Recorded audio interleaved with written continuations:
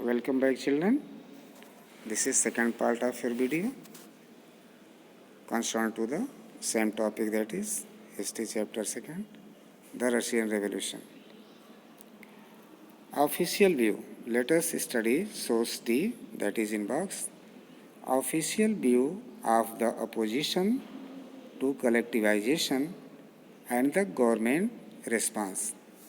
What was the official view of the opposite party related to the collectivization, which was the policy after Lenin's death, and the government response?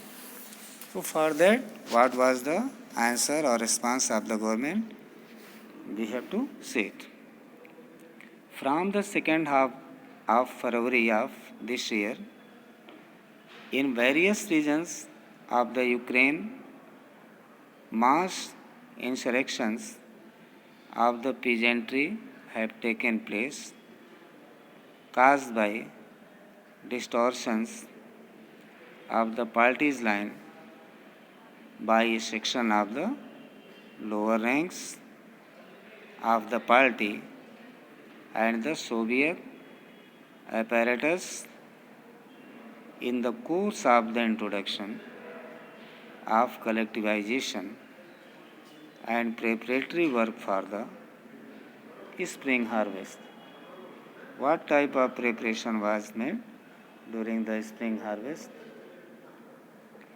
Within a short time, large scale activities from the above mentioned regions carried over into neighboring areas, and the most aggressive insurrections have taken place near the border. The greater part of the peasant insurrections have been linked with outright demands for the return of collectivized stocks of grain, livestock, and tools. Between 1st February and 15 March, 25,000 have been arrested, 656 have been executed, 3,673 have been imprisoned in labor camps, and 5,580 exiled.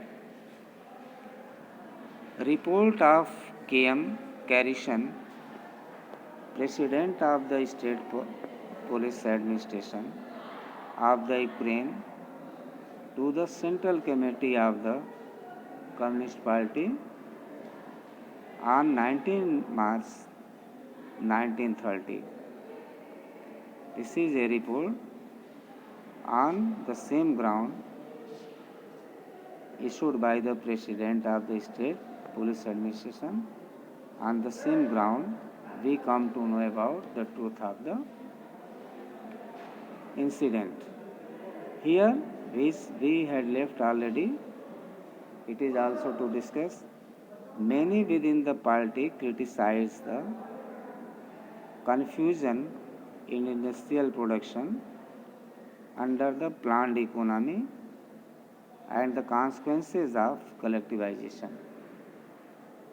Stalin and his sympathizers charged these critics with conspiracy against socialism.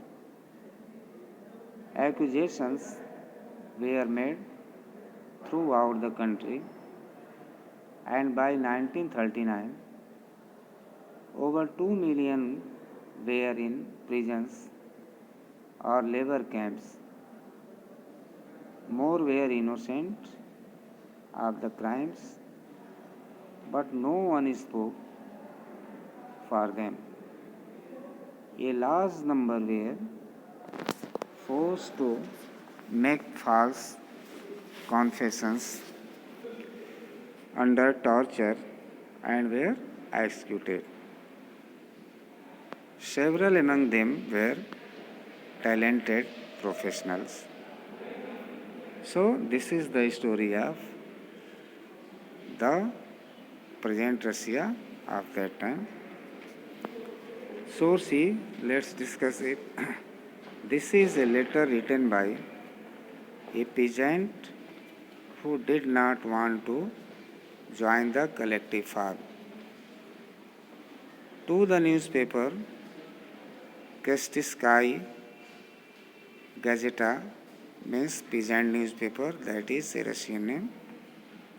What he writes, what he expresses in his letter: I am a natural working peasant born in 1879. There are 6 members in my family. My wife was born in 1881. My son is 16. 2 daughters 19.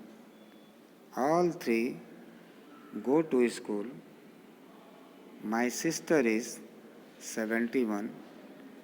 From 1932, heavy taxes have been levied on me that I have found impossible. How merciful this letter is there, written by the peasant farmer who is looking really incapable to pay the heavy taxes as imposed by the government. He suffered a very difficult life, difficult position in the present society of the Russia, because he was a natural working peasant of the country. No other uh, means was for him, for his livelihood, no means was there. No, he has written, he has expressed his problems, troubles, and difficulties through this writing.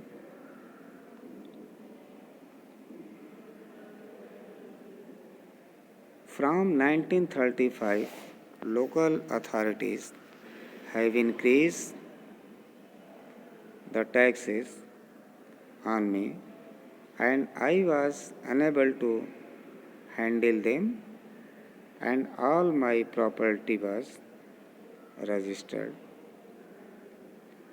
My horse, cow, calf, sheep with lambs, all my implements, furniture, and my reserve of food for repair of buildings, and they sold the lot for the taxes. In 1936, they sold 2 of my buildings.